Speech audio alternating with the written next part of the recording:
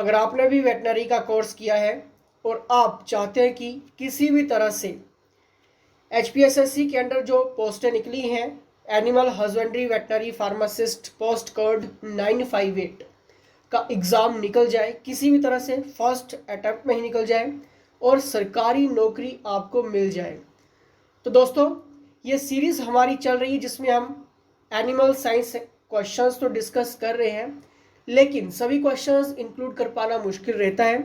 इसलिए ज़्यादा से ज़्यादा क्वेश्चंस लेने के लिए आप व्हाट्सएप कर सकते हैं। इसमें आपको वेटनरी का फुल एडिशंस भी प्रोवाइड होगा और साथ में जीके का कोर्स भी प्रोवाइड होगा। आप क्रैश कोर्स भी ज्वाइन कर सकते हैं। प्रोफेशनल्स के अंडर एक्सपीरियंस्ड टीम है जिन्हें 5 से 7 सालों का अनुभव है और पिछले कई सालों से वो वेटनरी का कोर्स भी आपको प्रोवाइड करवा रहे हैं। मतलब इनका करवाया हुआ क्वेश्चंस एग्जाम में देखने को मिलता है। तो ज़्यादा जानकारी आपको व्हाट्सएप पे मिल जाएगी। और अगर आप पहली बार जुड़ रहे हैं तो लाइक शेयर सब्सक्राइब कर लेना, क्योंकि वेरी इंपॉर्टेंट सीरीज को हम डिस्कस कर रहे हैं। पहला क्वेश्चन आपकी स्क्रीन के सामने रहेगा, आपने खुद भी रीड करना है। Diapause is phenomenon observed in. Friends, ये जो वर्ड है यहाँ से बहुत सारे मॉडिफाइड क्वेश्चंस देखने को मिलते हैं, जैसे कि डायपॉज क्या है, डायपॉज किसके माध्य ऑब्जर्व्ड यानी कि पाया जाता है, डायपॉज क्या है, इसके एग्जाम्पल आपसे पूछ लिए जाते हैं, क्योंकि ये काफ़ी हाईलाइटेड वर्ड है। मैं आपको बिल्कुल सिंपल से लैंग्वेज में आपको बता देता हूँ फ्रेंड्स कि डायपॉज कुछ जानवरों के विकास में रुकावट यानी कि मेटाबॉलिक एक्टिविटी में कमी, ये तो चलो एक बात हो गई, लेकिन अगर और थोड़ा सा एडवांस हम चले जाएं तो आपको सिर्फ डायपॉज का इतना याद रखना है, it is the period of suspended development और growth in animal during stress conditions, क्योंकि इस तरह का मॉडिफाइड ऑप्शंस भी देखने को मिलता है और ये मौसमी बदलाव गर्मी और सर्दी के कारण हो सकता है।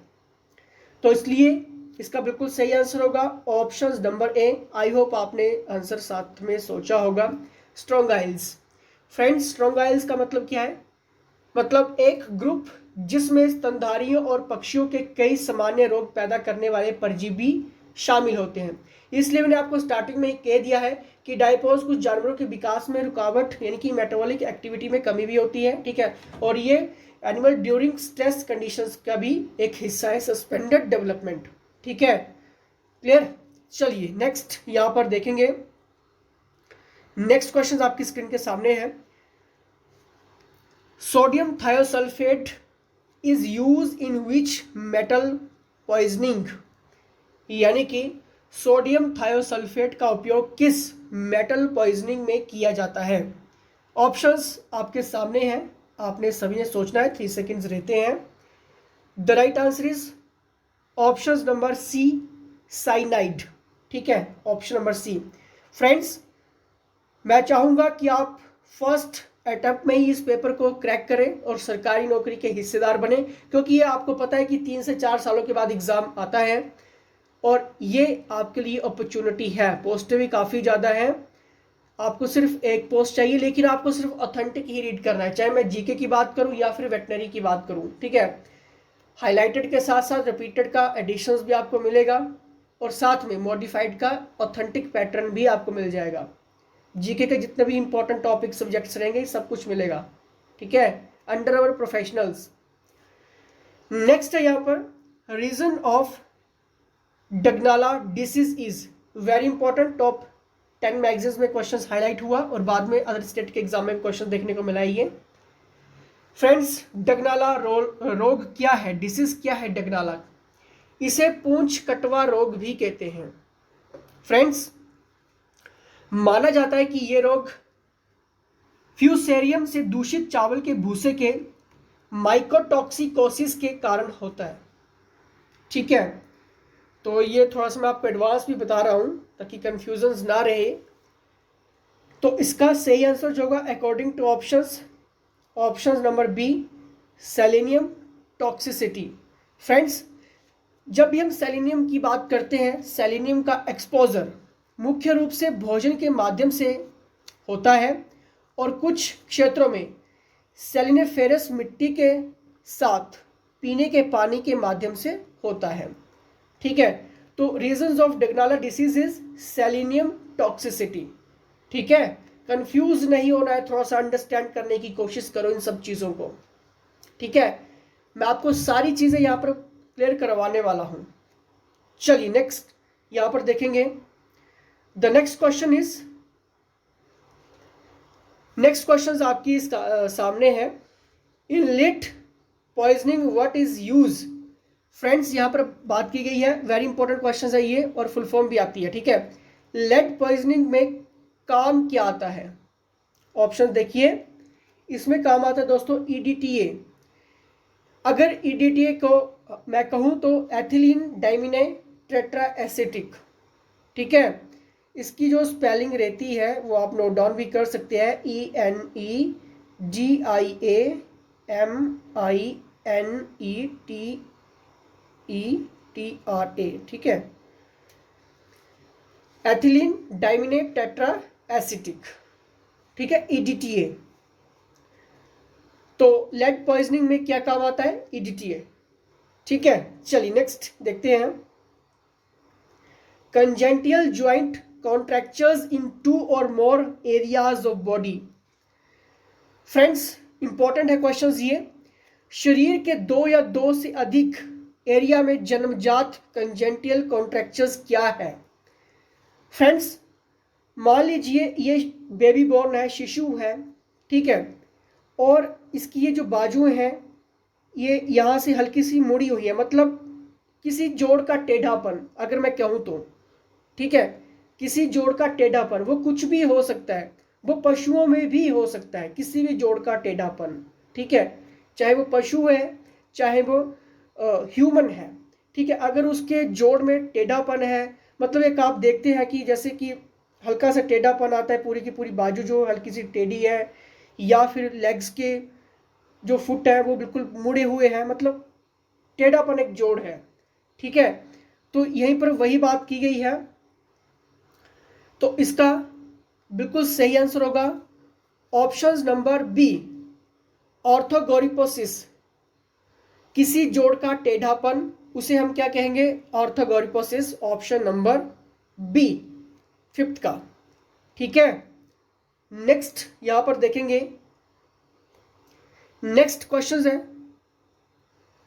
Which suturing is use for repairing of hernia ring.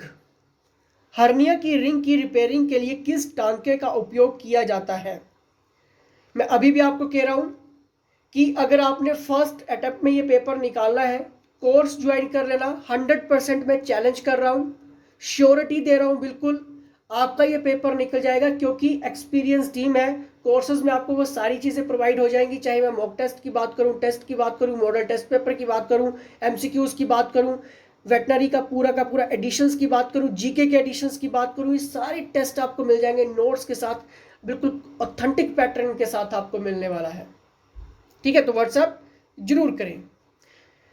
तो यहाँ पर नेक्स्ट क्वेश्चन आपके सामने है कि हर्निया की रिंग की रिपेयरिंग के लिए किस टांके का उपयोग किया जाता है? जल्दी से सोचना है। The right answer is option number B, overlapping mattress.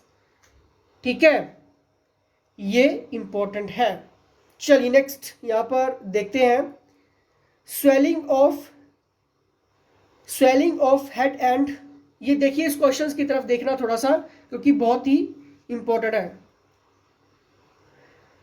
Swelling of head and oculonasal discharge in poultry is characteristic of which disease. यानी कि मुर्गे में सिर की सूजन और ऑक्यूनेजल डिस्चार्ज किस रोग की विशेषता है? कैरेक्टरिस्टिक यहां पर पूछा गया है, और विच डिसीज। ठीक है, मैं एक बार फिर से रिपीट कर देता हूं क्वेश्चंस, कि मुर्गे में सिर की जो सूजन है और ऑक्यूनेजल डिस्चार्ज वो किस रोग की विशेषता है? देखिए क्वेश्चंस का ही इसमें आंसर है।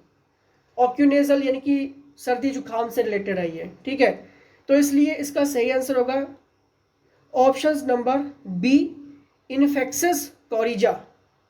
ठीक है, option number B is the right answer. Next यहां पर देखेंगे, the drug of choice for cestode in dog. Very very important question है दोस्तों, ये ध्यान दीजिए इस क्वेश्चन के ऊपर, और ये मोस्ट हाईलाइटेड अभी चल रहा है, ठीक है। कुत्ते में सिस्टोड के लिए दवा कौन सी है, ठीक है। The drug of choice for cestode in dog,